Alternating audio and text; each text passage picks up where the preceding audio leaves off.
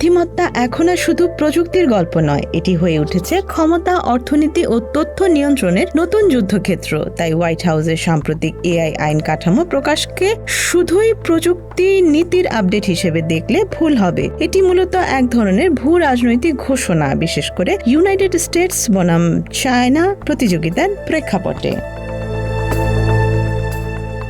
কৃত্রিম বুদ্ধিমত্তার নিয়ন্ত্রণে দীর্ঘদিনের অপেক্ষার পর জাতীয় আইন কাঠামো প্রকাশ করেছে হোয়াইট হাউস। এর লক্ষ্য বিভিন্ন অঙ্গরাজ্য যেন আলাদা করে নিজস্ব এআই আইন না করে এবং কেন্দ্রীয়ভাবে তুলনামূলক শিথিল নীতি কার্যকর থাকে। যুক্তরাষ্ট্র দীর্ঘদিন ধরে প্রযুক্তিগত উদ্ভাবনের নেতৃত্ব ধরে রেখেছে, কিন্তু এআই এর ক্ষেত্রে পরিস্থিতি কিছুটা আলাদা। এখানে শুধু নতুন সফটওয়্যার বানানো নয়, বরং ডেটা, অবকাঠামো, অ্যালগরিদম সবকিছুর ওপর নিয়ন্ত্রণ দরকার। এ কারণেই হোয়াইট হাউস চাইছে একটি কেন্দ্রীয় কাঠামো যাতে অঙ্গরাজ্য ভিত্তিক বিচ্ছিন্ন আইন উদ্ভাবনের গতি কমিয়ে না দেয়। এই অবস্থানটি অনেকটা কম নিয়ন্ত্রণ, বেশি উদ্ভাবন দর্শনের প্রতিফলন, যা ঐতিহাসিকভাবে সিলিকন ভ্যালির শক্তি তৈরি করেছে। তবে এর ভেতরে রাজনৈতিক হিসাবও স্পষ্ট। ডোনাল্ড ট্রাম্পের স্বাক্ষর করা নির্বাহী আদেশ থেকে যে কাঠামোর ভিত্তি তৈরি হয়েছে তা আসলে কেন্দ্রীয় ক্ষমতা জোরদার করার একটি প্রচেষ্টা হিসেবেও দেখা যায়। অঙ্গরাজ্যগুলোর হাতে যদি নিয়ন্ত্রণ থাকে, তবে ক্যালিফোর্নিয়া, নিউ ইয়র্কের মতো প্রযুক্তি সমৃদ্ধ রাজ্যগুলো আলাদা কঠোর আইন করতে পারে, যা বড় প্রযুক্তি কোম্পানিগুলোর জন্য বাধা হয়ে দাঁড়াতে পারে। ফলে কেন্দ্রীয়ভাবে তুলনামূলক শিথিল কাঠামো প্রযুক্তি জায়ান্টদের জন্য স্বস্তিকর। কিন্তু প্রশ্ন হচ্ছে, এই শিথিলতার মূল্য কি? এখানেই আসে ডিপফেক ও এআই নির্ভর জালিয়াতির বিষয়টি। ডিপফেক প্রযুক্তি এমন এক বাস্তবতা তৈরি করেছে যেখানে সত্য মিথ্যার পার্থক্য প্রায় অদৃশ্য হয়ে যাচ্ছে। একজন রাজনীতিবিদের মুখে এমন কথা বসানো সম্ভব যা তিনি কখনো বলেননি। একজন ব্যবসায়ীর কণ্ঠস্বর নকল করে কোটি ডলারের প্রতারণা চালানো সম্ভব। এমনকি যুদ্ধ পরিস্থিতিতেও ভুয়া ভিডিও ছড়িয়ে বিভ্রান্তি তৈরি করা যায়। ইউক্রেন যুদ্ধের সময় ভুয়া ভিডিও ছড়িয়ে বিভ্রান্ত তৈরির চেষ্টা ছিল, যা দেখিয়েছে এই প্রযুক্তি শুধু সামাজিক নয়, কৌশলগত ঝুঁকিও তৈরি করছে।